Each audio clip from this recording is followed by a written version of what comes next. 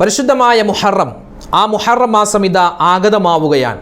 ഈ ദുൽഹിജ്ജ മാസം വിട പറഞ്ഞ് മുഹറം മാസം കടന്നു വരുമ്പോൾ ഇന്ന് മുഹറം ഒന്നാണെന്നറിഞ്ഞാൽ, ഇന്നത്തെ മഗ്രിബോടുകൂടി മുഹറം ഒന്നാണ് എന്ന് നമ്മൾ അറിഞ്ഞാൽ, പിറ കണ്ടാൽ, നിലാവ് കണ്ടാൽ ചെയ്യേണ്ട, അറിയേണ്ട ഒരുപാട് കാര്യങ്ങളുണ്ട്. അത് ഷോർട്ടാക്കി നമുക്ക് ഈ വീഡിയോയിലൂടെ പരിചയപ്പെടാം. ദുൽഹിജ്ജ മാസം വിട പറഞ്ഞു പോകുമ്പോൾ നമ്മൾ ഒരുപാട് ദുആ വർദ്ധിപ്പിക്കേണ്ടതുണ്ട്.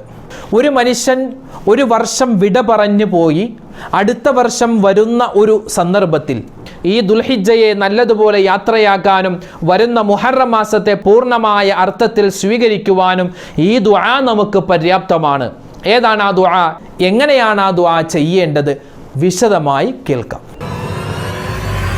പരിശുദ്ധമായ മുഹറം മാസവുമായി ബന്ധപ്പെട്ട് എന്തൊക്കെ കാര്യങ്ങൾ ചെയ്യണമെന്ന് കഴിഞ്ഞ ദിവസം നമ്മളൊരു വീഡിയോ ചെയ്തിരുന്നു. അതിൽ പ്രധാനമായി നമ്മൾ പറഞ്ഞത് ബിസ്മില്ലാഹിർ റഹ്മാനിർ റഹീം എന്ന് 113 പ്രാവശ്യം എഴുതി വെക്കണം പരിശുദ്ധമായ മുഹറം മാസത്തിൻ്റെ പ്രഥമ രാത്രിയിലോ അല്ലെങ്കിൽ പകലിലോ. അതുമായി ബന്ധപ്പെട്ട് ഒരുപാട് സംശയങ്ങൾ പല സഹോദരിമാരും സഹോദരങ്ങളും ആ വീഡിയോക്ക് താഴെ കമൻ്റായി ചോദിച്ചിട്ടുണ്ട്. അതിനുള്ള മറുപടിയും ഈ വീഡിയോയിലൂടെ നമുക്ക് പരിശോധിക്കാം.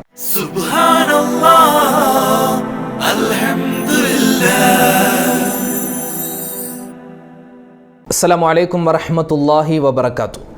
ഏറ്റവും സ്നേഹ ബഹുമാനം നിറഞ്ഞ മുഅ്മിനീങ്ങളെ, നമ്മളിൽ നിന്നും വിട പറഞ്ഞു പോകുന്ന ഈ പരിശുദ്ധമായ ദുൽഹിജ്ജ മാസം അല്ലാഹു തആല നമുക്ക് അനുകൂലമായ സാക്ഷിയാക്കുമാറാവട്ടെ. കടന്നു വരുന്ന മുഹറം അത് നമുക്ക് ഒരുപാട് നന്മകൾ ചെയ്യാനുള്ള നല്ല അവസരങ്ങളാവട്ടെ എന്ന് ആത്മാർത്ഥമായി ദുആ ചെയ്യുകയാണ്.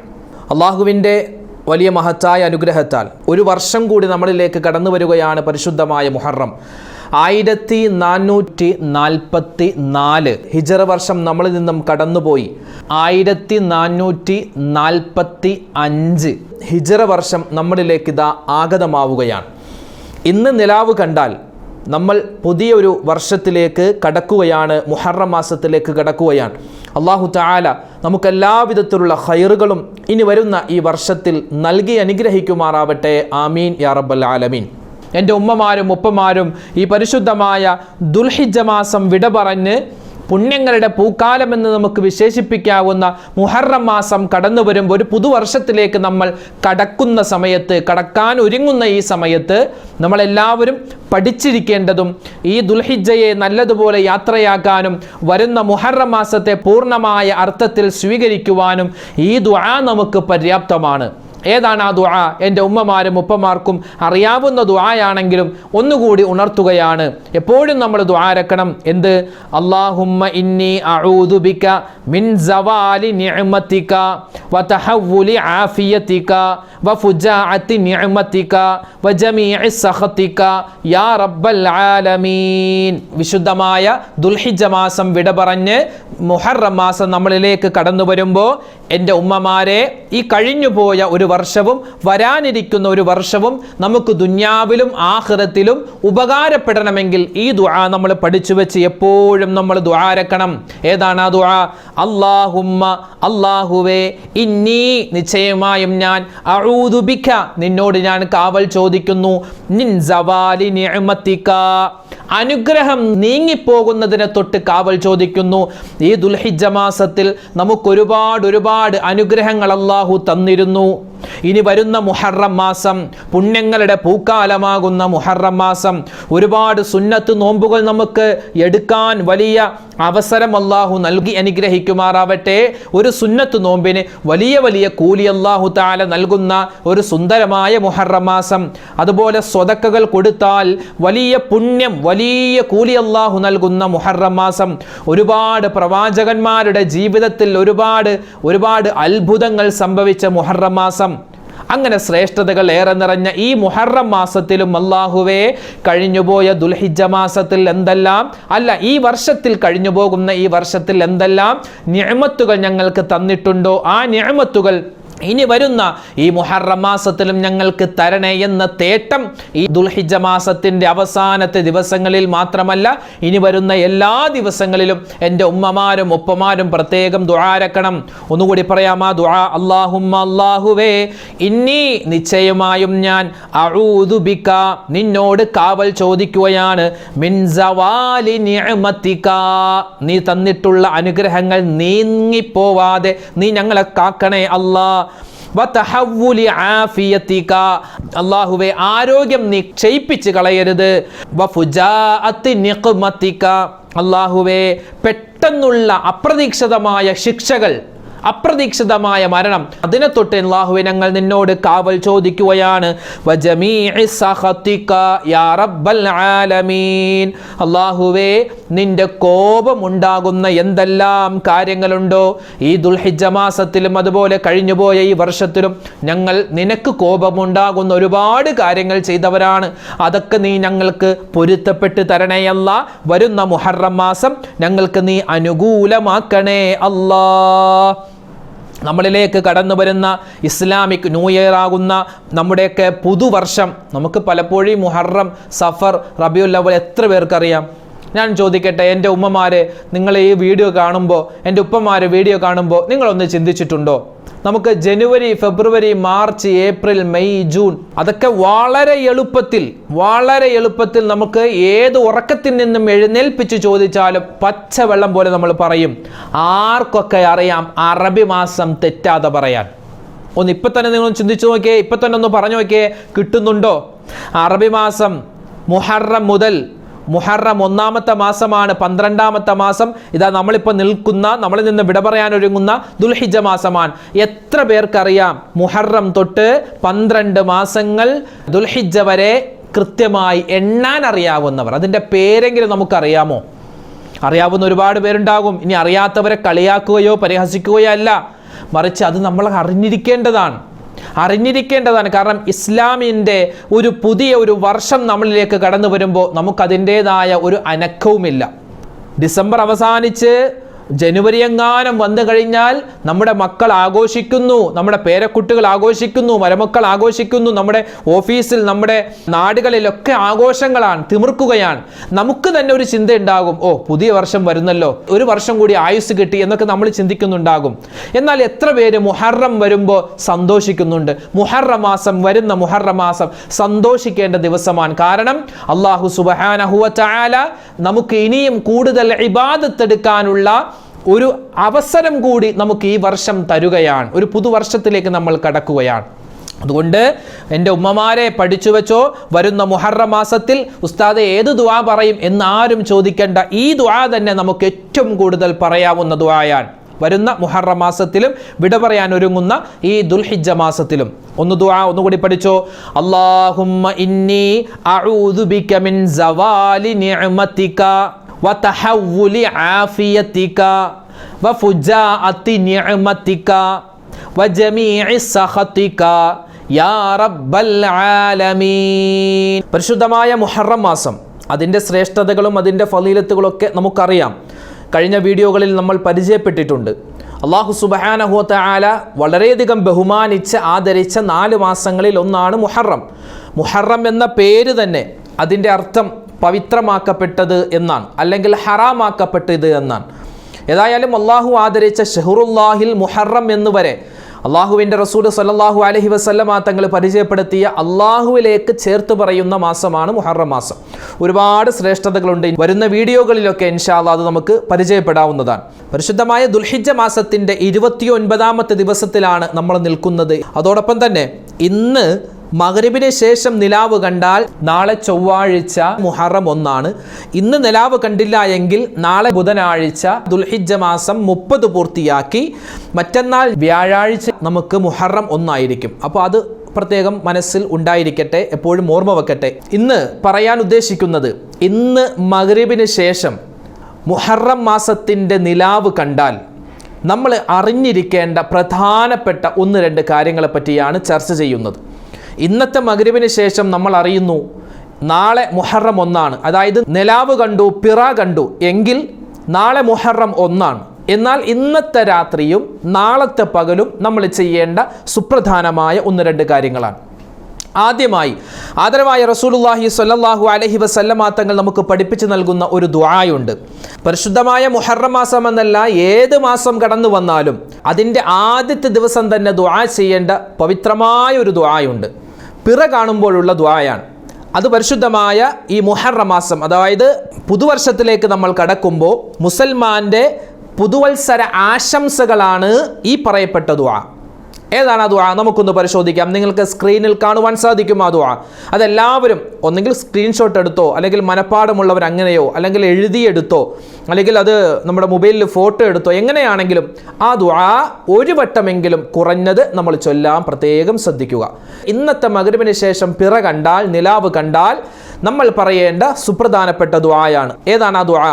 നിങ്ങൾക്ക് സ്ക്രീനിൽ കാണാം. അല്ലാഹു അക്ബർ അല്ലാഹുമ്മ അഹില്ലഹു അലൈന ബിൽ അംനി വൽ ഈമാനി വസ്സലാമതി വൽ ഇസ്ലാമി വത്തൗഫീഖി ലിമാ തുഹിബ്ബു വതർളാ റബ്ബുനാ വറബ്ബുകല്ലാഹ്. ഒന്നുകൂടി പറയാം. ആദ്യം പറയേണ്ടത് അല്ലാഹു അക്ബർ, അല്ലാഹു ആകുന്നു ഏറ്റവും വലിയവൻ. എന്നിട്ടോ അല്ലാഹുമ്മ അഹില്ലഹു അലൈന ബിൽ അംനി വൽ ഈമാനി വസ്സലാമതി വൽ ഇസ്ലാമി വത്തൗഫീഖി ലിമാ തുഹിബ്ബു വതർളാ റബ്ബുനാ വറബ്ബുകല്ലാഹ് എന്നാണ് ആ ദുആ. എന്താ അതിൻ്റെ അർത്ഥം? അല്ലാഹു അക്ബർ, അല്ലാഹുവേ നീയാണ് ഏറ്റവും വലിയവൻ. എന്നിട്ട് പറയുന്നു അല്ലാഹുമ്മ അഹില്ലഹു അലൈന ബിൽ അംനി വൽ ഈമാനി വസ്സലാമ. റഹ്മാനെ, ഞങ്ങളിലേക്ക് ഉദിപ്പിച്ച് നൽകിയിട്ടുള്ള ഈ പരിശുദ്ധമായ ഈ നിലാവ്, ഈ ഒരു പുതിയൊരു മാസം, പുതിയൊരു വർഷം, അല്ലാഹുവേ അത് ഞങ്ങൾക്ക് നീ ഈമാനിലും നിർഭയത്വത്തിലും അതുപോലെ തന്നെ സന്മാർഗത്തിലുമാക്കി നൽകണം, ഇസ്ലാമിലാക്കണം, സലാമത്തിലാക്കണം. അതുപോലെ തൗഫീഖുകൾ, ഒരുപാട് നന്മകൾ ചെയ്യാനും നന്മകൾ കരസ്ഥമാക്കുവാനുമുള്ള ഒരുപാട് തൗഫീഖുകൾ ഞങ്ങൾക്ക് ഈ മാസത്തിൽ, അതുപോലെ ഈ വർഷത്തിൽ ഞങ്ങൾക്ക് തരണമെന്നാണ് ഈ ദുആഇന്റെ ഏകദേശ അർത്ഥം. എന്നിട്ട് പറയുന്നു റബ്ബുനാ വറബ്ബുകല്ലാഹ്. ആ നിലാവിനെ നോക്കി പറയണമെന്നാണ്. റബ്ബുനാ വറബ്ബുകല്ലാഹ്, നമ്മുടെ രക്ഷിതാവും നിന്റെ രക്ഷിതാവും അല്ലാഹുവാണ്. അപ്പോൾ ഒന്നുകൂടി നമുക്ക് പറയാം. അല്ലാഹു അക്ബർ അല്ലാഹുമ്മ അഹില്ലഹു അലൈനാ ബിൽ അംനി വൽ ഈമാനി വസ്സലാമതി വൽ ഇസ്ലാമി വത്തൗഫീഖി ലിമാ തുഹിബ്ബു വതർളാ റബ്ബുനാ വറബ്ബുകല്ലാഹ്. അപ്പോൾ ഈ ദുആ ആരും മറന്നു പോവണ്ട. അപ്പോൾ ഈ ഒന്നാമത്തെ കാര്യം പ്രത്യേകം ശ്രദ്ധിക്കുക.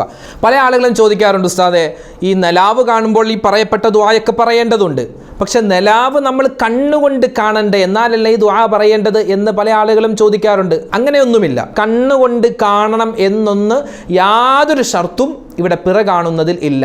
കാണണം. ആര്? ഒരാളെങ്കിലും, വിശ്വസ്തനായ ഒരാളെങ്കിലും കണ്ടിരിക്കണം പിറ, എന്നാലാണ് പിറ കണ്ടു എന്ന് സ്ഥിരപ്പെടുകയുള്ളൂ.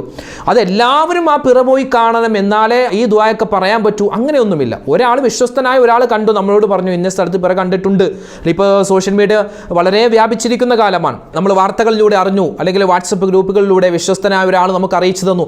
എന്നാൽ അത് മതി നമുക്ക്. വിശ്വസ്തനായ ഒരാളാണെങ്കിൽ അത് മതി. എന്ത്? മാസം സ്ഥിരപ്പെട്ടിരിക്കുന്നു, നമുക്ക് ഈ പറയപ്പെട്ട ദുആയൊക്കെ പറയാവുന്നതാണ്. അതോടൊപ്പം തന്നെ ചില ആളുകൾ പറയും മുഹറം മാസത്തിൻ്റെ എന്നല്ല, ഏത് മാസത്തിൻ്റെയും പിറ മറഞ്ഞു കണ്ടാൽ, ചോലയിൽ കണ്ടാൽ, അതുപോലെ മേഘത്തിൻ്റെ ഇടയിലൂടെയൊക്കെ കണ്ടാൽ ആ മാസം പിന്നെ ഒന്നിനും കൊള്ളൂല, അതൊക്കെ പോക്കാണ്. പ്രത്യേകിച്ച് മുഹറം മാസത്തിൻ്റെ പിറയാണ് അങ്ങനെ കാണുന്നതെങ്കിൽ ആ വർഷം തന്നെ പോക്കാണ് എന്നൊക്കെ ഒരുപാട് അന്ധവിശ്വാസങ്ങൾ ഇങ്ങനെ പടച്ചു വിടുന്ന ഒരുപാട് കാരണവന്മാർ നമ്മുടെ നാട്ടിലുണ്ട്.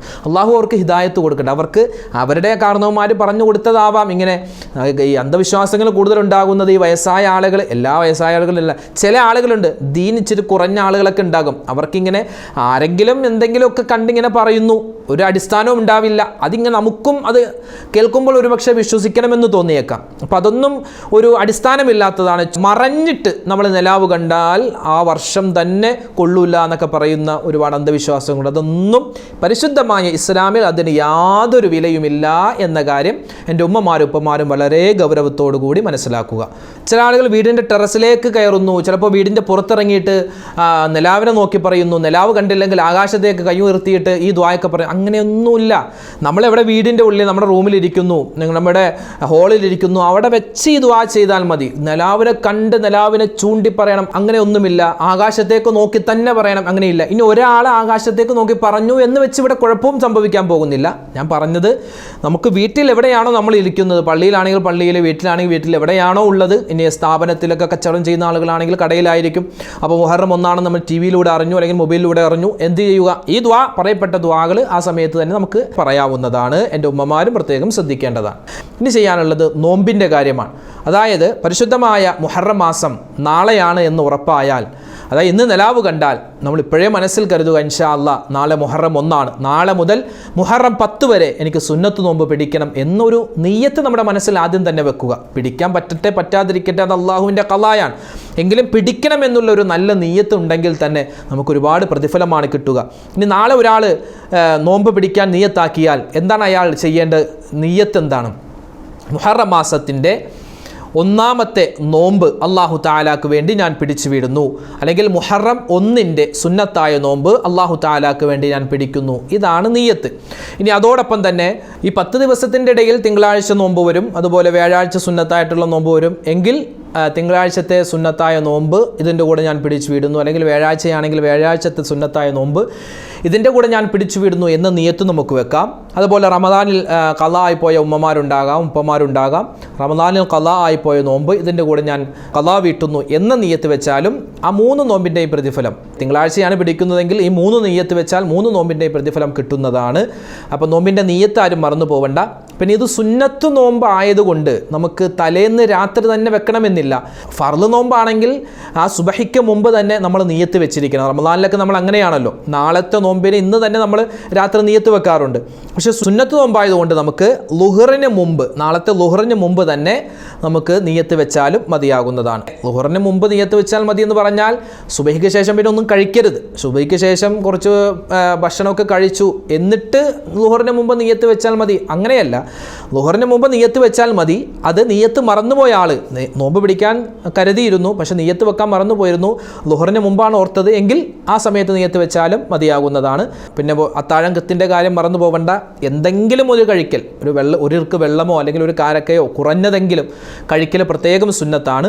ആ സമയത്ത് എഴുന്നേൽക്കുമ്പോൾ നമുക്ക് തഹജ്ജുദ് നിസ്കരിക്കാം, അതുപോലെ ഒരുപാട് ഇസ്തിഗ്ഫാർ പറയാം, ഒരുപാട് ദുആയൊക്കെ ചെയ്യാവുന്നതാണ്. രണ്ടാമതായി ചെയ്യേണ്ടത് പരിശുദ്ധമായ ഹദീസുകൾ ചെറുവിധം നടത്തുന്ന മഹത്തരമായ കിതാബുകൾ എഴുതിയ ഒരുപാട് മഹാന്മാർ അവരുടെ കിതാബുകളിലൊക്കെ രേഖപ്പെടുത്തി വെച്ചിട്ടുണ്ട്.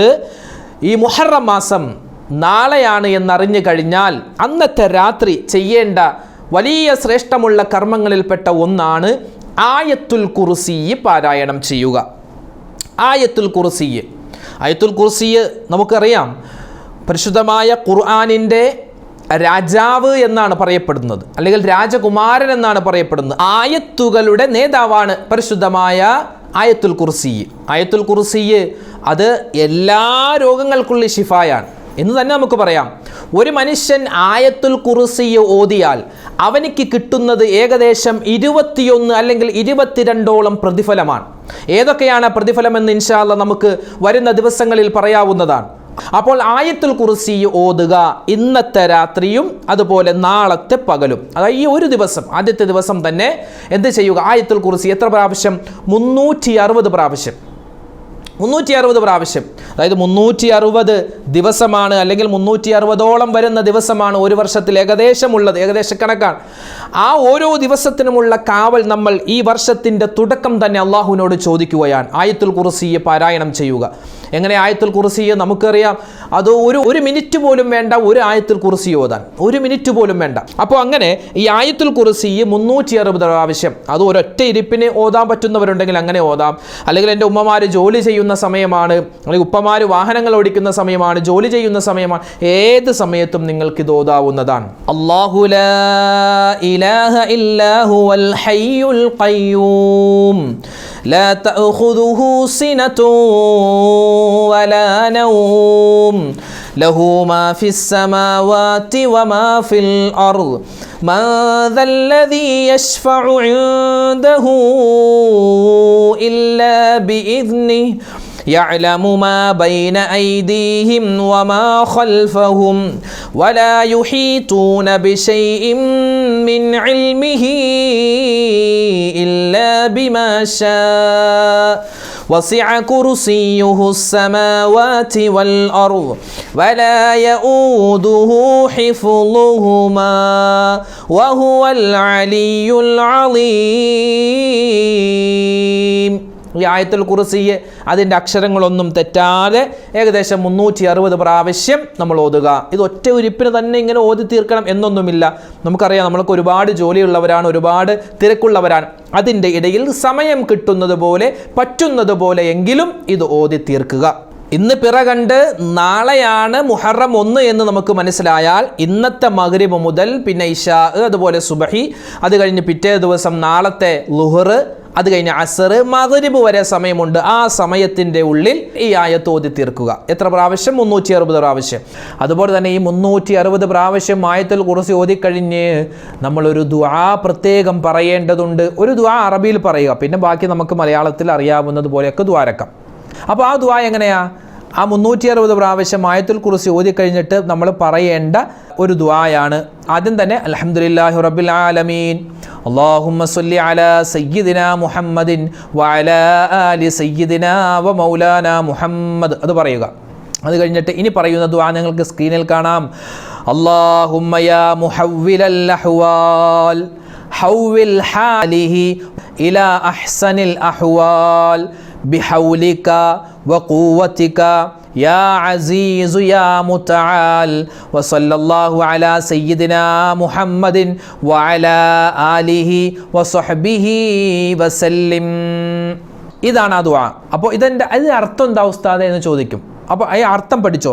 അല്ലാഹുമ്മ യാ മുഹവ്വിലൽ അഹ്വാൽ ഹവ്വിൽ ഹാലനാ ഇലാ അഹ്സനിൽ അഹ്വാൽ.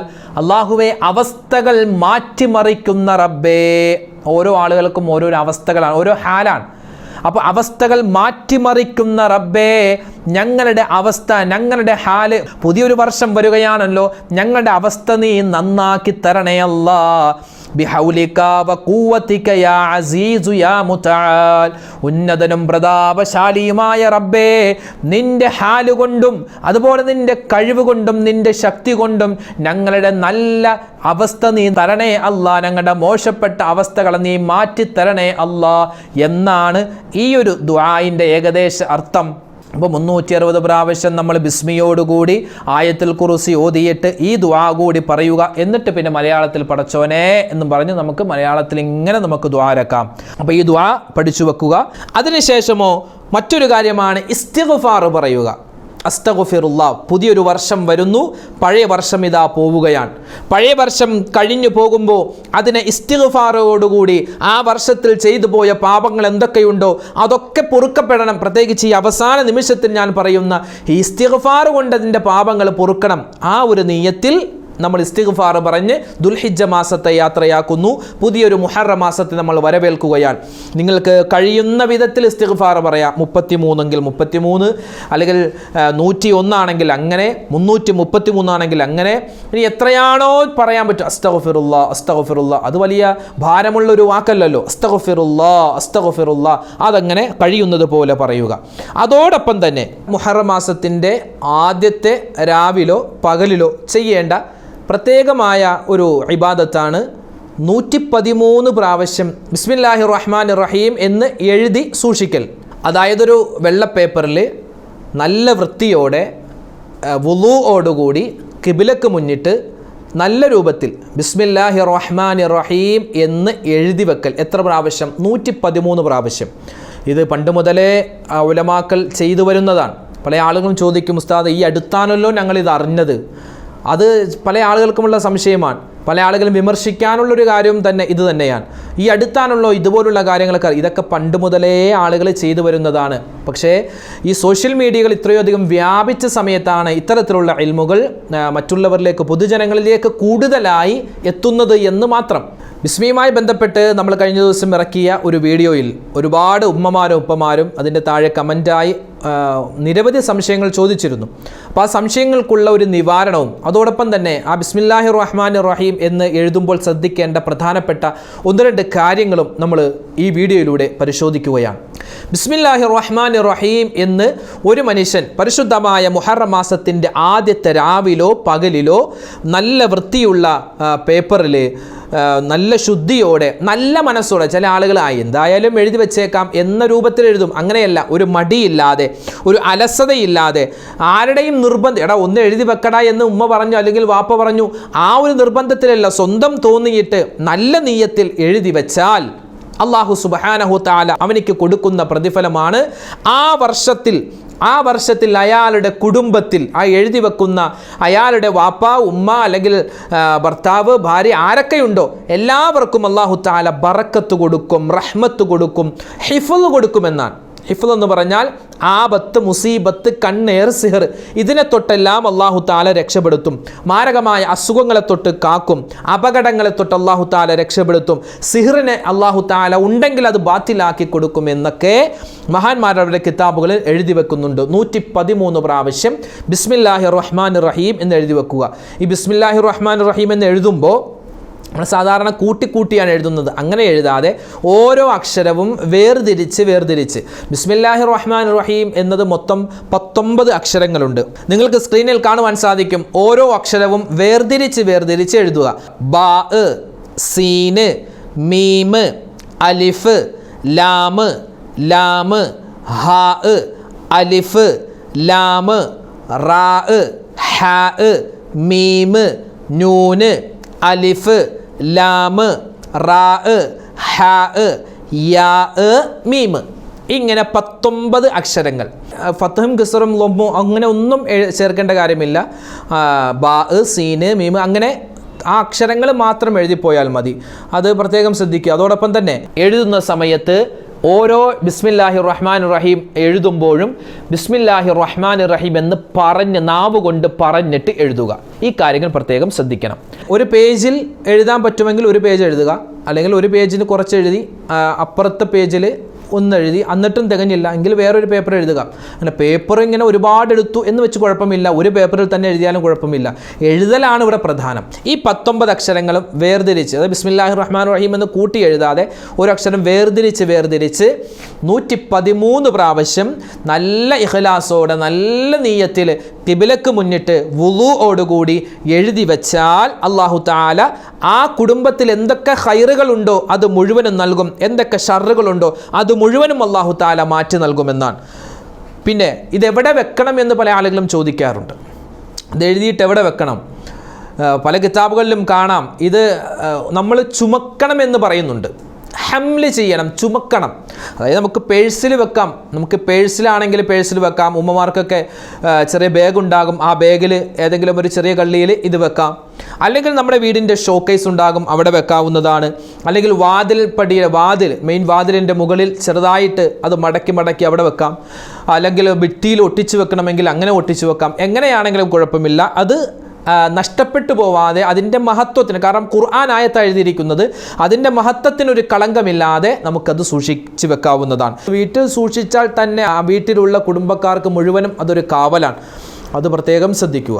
ചില വഹാബികളായ ആളുകൾ പറയും ഇതൊരു ഹൈന്ദവ ആചാരവുമായി ബന്ധപ്പെട്ടിട്ടാണ് ഈ ബിസ്മിയൊക്കെ എഴുതി സൂക്ഷിച്ചു വെക്കുക, അതൊക്കെ ഈ ഹരിശ്രീ എഴുതുന്നത് പോലെ, അങ്ങനെ ചില മന്ത്രോച്ചാരണങ്ങൾ എഴുതി വെക്കുന്നത് പോലെ അവരുടെ ആചാരവുമായി ബന്ധപ്പെട്ടിട്ട് കടമെടുത്തിട്ടുള്ളൊരു കാര്യമാണ്. അതൊന്നും ചെയ്യാൻ പാടില്ല, ഷിർക്കാണ്, കുഫറാണെന്നൊക്കെ പറയാറുണ്ട്. ഞാനൊന്ന് ചോദിക്കട്ടെ, ഈ ഷിർക്കാണ്, കുഫറാണെന്നൊക്കെ പറയുന്ന ഈ വഹാബികൾ ഉണ്ടാകുന്നതിനും മുമ്പേ, ഈ ഹരിശ്രീയൊക്കെ എഴുതുന്ന ആളുകൾ ഒരുപക്ഷെ ഉണ്ടാകുന്നതിന് മുമ്പ്, വർഷങ്ങൾക്ക് മുമ്പ് മഹാന്മാരായ ഉലമാക്കൾ, അത് ഇന്ത്യയിൽ ജീവിച്ച ആളുകളല്ല, അതൊക്കെ സിറിയയിലും അതുപോലെ തന്നെ ഈജിപ്തിലും അറേബ്യൻ രാജ്യങ്ങളിലൊക്കെ താമസിച്ചിരുന്ന, അവിടെ ജനിച്ച് അവിടെ തന്നെ താമസിച്ച് അവിടെ തന്നെ വഫാത്തായ ഒരുപാട് മഹാന്മാർ അവരുടെ കിതാബുകളിൽ എഴുതി വെച്ച കാര്യമാണ്. അതെങ്ങനെയാണ് ഹൈന്ദവ ആചാരവുമായി ബന്ധപ്പെടുന്നത്? ഇതൊക്കെ ഇസ്ലാമിൽ ഒരു കാര്യം മുസ്ലിമീങ്ങളൊക്കെ ഏകോപിച്ചൊരു കാര്യം ചെയ്യുമ്പോൾ അതിനെതിരെ സംസാരിക്കലാണ് ഏറ്റവും അഭികാമ്യം എന്ന് വിചാരിക്കുന്ന ചില ആളുകൾ പറയുന്ന പൊട്ടത്തരങ്ങളും മണ്ടത്തരങ്ങളുമാണ്. അതൊക്കെ ഒരു വഴിക്ക് നടക്കും. അത് നമ്മൾ എന്ത് ചെയ്താലും അത് അങ്ങനെ ചില ആളുകൾ പറയും. അത് നമ്മൾ മൈൻഡ് ചെയ്യേണ്ട കാര്യമില്ല. ഇത് നമുക്ക് മഹാന്മാരായ ഉലമാക്കൾ സ്പഷ്ടമായി പറഞ്ഞു തന്ന കാര്യമാണ്. ഏതൊക്കെ കിതാബിൽ ആരൊക്കെയാണ് ഇതുമായി ബന്ധപ്പെട്ട് പറഞ്ഞിട്ടുള്ളത് എന്ന് നമ്മൾ മുമ്പ് പറഞ്ഞിട്ടുണ്ട്. അത് കേട്ട് നോക്കിയാൽ മനസ്സിലാകും. ആ കിതാബുകളൊക്കെ എടുത്ത് ഇന്ന് അവൈലബിൾ ആണ്. ഇന്ന് ഗൂഗിൾ സെർച്ച് ചെയ്താൽ ആ കിതാബിൻ്റെ PDF-കളൊക്കെ കിട്ടും. അതൊക്കെ എടുത്ത് പരിശോധിച്ച് നോക്കിയാൽ സ്പഷ്ടമായി അവർ എഴുതി വെച്ചിട്ടുണ്ട്. അല്ലാഹു തആല സത്യം സത്യമായി മനസ്സിലാക്കി അതിനെ പിന്തുടരാനും തെറ്റിനെ തെറ്റായി മനസ്സിലാക്കിയതിൽ നിന്ന് പിന്തിരിയാനും തൗഫീക്ക് നൽകി അനുഗ്രഹിക്കുമാറാവട്ടെ. ഇവിടെ രണ്ട് സംശയങ്ങളാണ്.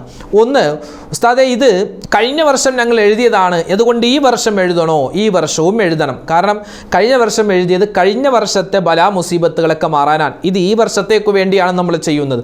അങ്ങനെ ഓരോ വർഷവും അത് ചെയ്യണമെന്നാണ്. അപ്പോൾ കഴിഞ്ഞ വർഷം ചെയ്തവരെ ഈ വർഷവും ചെയ്യേണ്ടതാണ്. ഇത് നിർബന്ധമായ കാര്യമൊന്നുമില്ല. ചെയ്താൽ നല്ലതാണ്, ഖൈറാണ്. ആരെങ്കിലും ഒരാൾ ഇത് ചെയ്യുന്നില്ല, ഇതൊക്കെ വലിയ അനാചാരമാണെന്ന് പറഞ്ഞാൽ ചെയ്യണ്ട, അതിനെ എതിർക്കാൻ നിൽക്കണ്ട.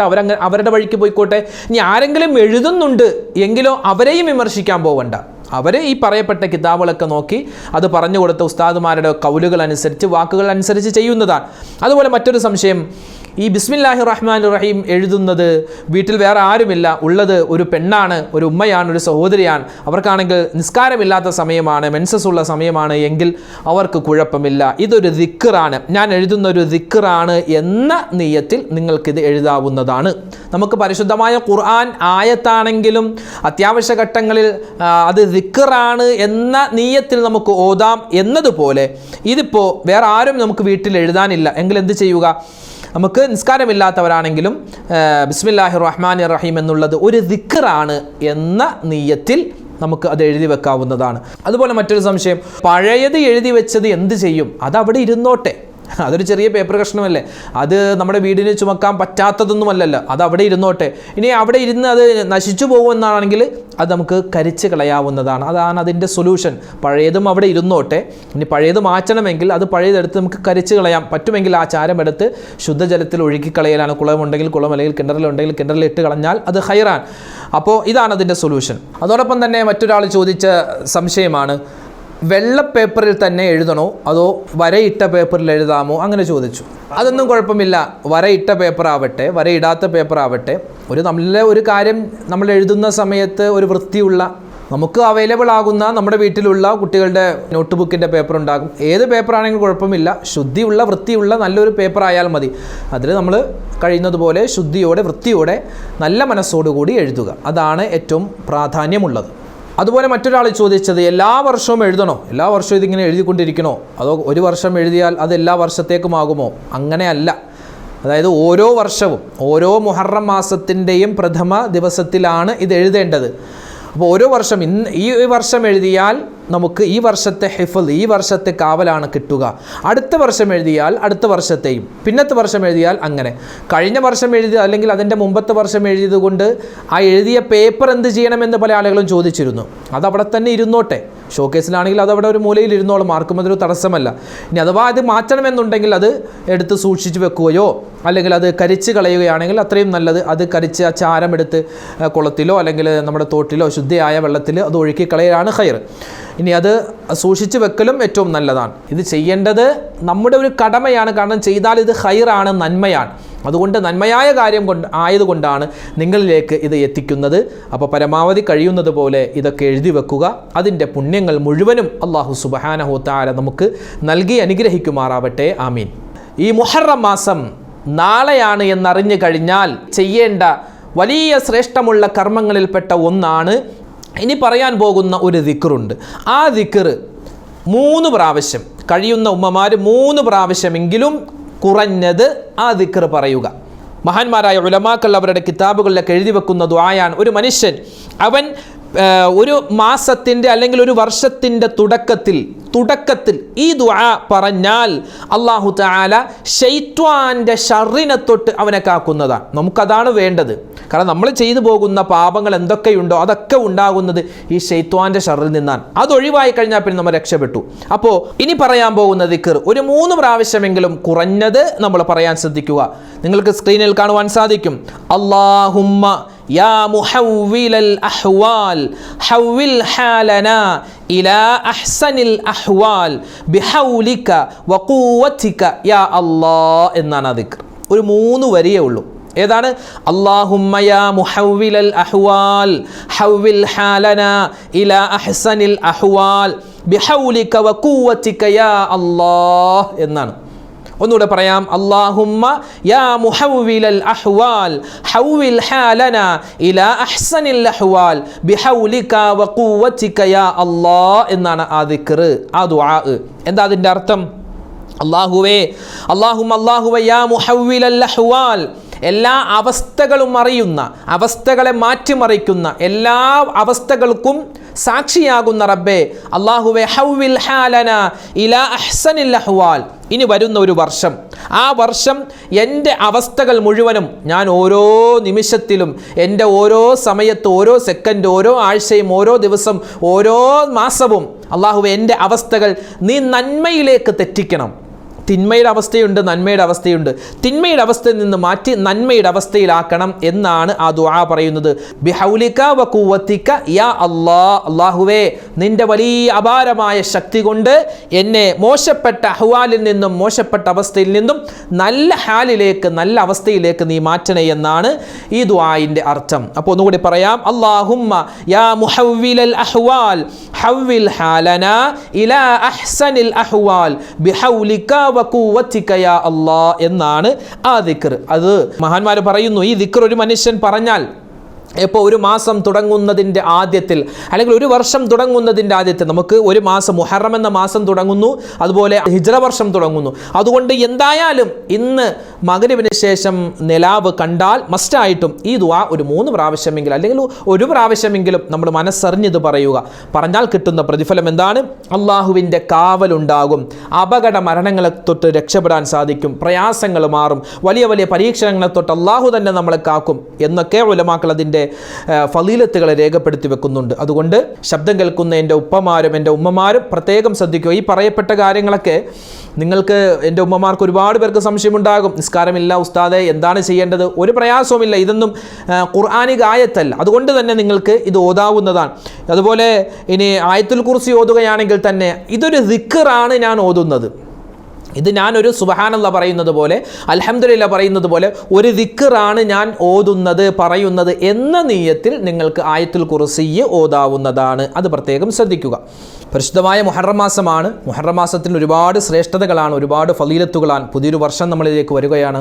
അപ്പോൾ ഒരുപാട് ഇസ്തിഗ്ഫാറും ഒരുപാട് നല്ല നല്ല കാര്യങ്ങളും ഒക്കെ മറന്നു പോവാതെ ചെയ്യുക, മറ്റുള്ളവർക്ക് ഉണർത്തി കൊടുക്കുക. അല്ലാഹു തആല നമ്മളെ അനുഗ്രഹിക്കുമാറാവട്ടെ. അൽഹംദുലില്ലാഹ് ന്യൂസിലാൻഡ് ഇസ്ലാമിക് ചാനൽ നിങ്ങളിലേക്ക് എത്തിക്കുന്ന ഇത്തരം ഒരുപാട് നന്മകൾ നിറഞ്ഞ വീഡിയോകൾ നിങ്ങൾ കാണുക, അതിൽ പറയപ്പെട്ട കാര്യങ്ങൾ ജീവിതത്തിൽ അമൽ ചെയ്യുക. അതുകൊണ്ടാണ് നമുക്ക് ഇതുകൊണ്ടൊരു ഉപകാരം ഉണ്ടാവും. ആഖിറത്തിൽ നമുക്ക് ഇതുകൊണ്ട് ഉപകാരം ഉണ്ടാവണമെങ്കിൽ ഈ പറയപ്പെട്ട കാര്യങ്ങൾ ഈ പറയുന്ന ഞാനും ചെയ്യണം, അതോടൊപ്പം തന്നെ കേൾക്കുന്ന നിങ്ങളും ചെയ്യണം. അപ്പോൾ ഒരു കാര്യമെങ്കിലും നമ്മൾ ചെയ്താൽ അൽഹംദുലില്ലാഹ് ഈ വീഡിയോ ചെയ്യുന്നവർക്കും ഈ കേൾക്കുന്നവർക്കും ഒക്കെ ഉപകാരമാണ്.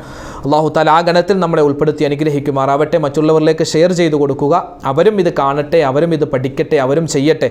അല്ലാഹു തആല നമ്മുടെ ഈ ഒത്തുകൂടലും നമ്മൾ ഈ പറയുന്നതും കേൾക്കുന്നതും എല്ലാം അള്ളാഹുവിൻ്റെ തൃപ്തിയിലായി കബൂൽ ചെയ്യുമാറാവട്ടെ. ആമീൻ യാ റബ്ബൽ ആലമീൻ. ഒരുപാട് ഉമ്മമാരും ഉപ്പമാരും ഒരുപാട് വിഷമങ്ങൾ പറഞ്ഞ് നമ്മുടെ വീഡിയോക്ക് താഴെ കമൻറ്റുകൾ രേഖപ്പെടുത്തിയിട്ടുണ്ട്.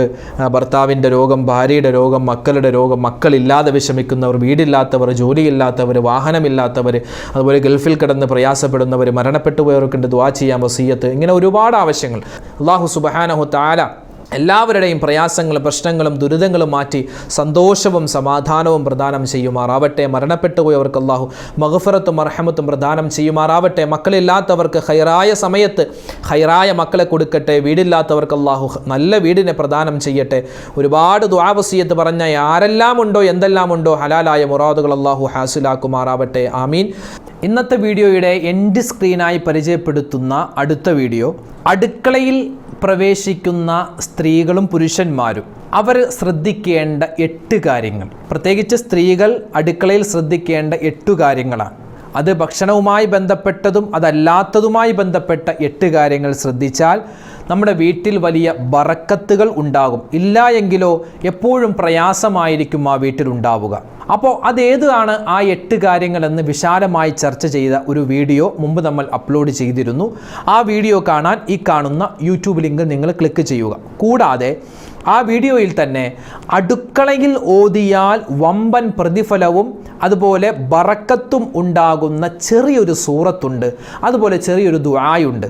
അതും കൂടി ആ വീഡിയോയിൽ നമ്മൾ പറഞ്ഞിട്ടുണ്ട്. ആ വീഡിയോ കാണാൻ ഈ കാണുന്ന യൂട്യൂബ് ലിങ്കിൽ നിങ്ങൾ ക്ലിക്ക് ചെയ്യുക, മറ്റുള്ളവരിലേക്ക് എത്തിച്ചു കൊടുക്കുക.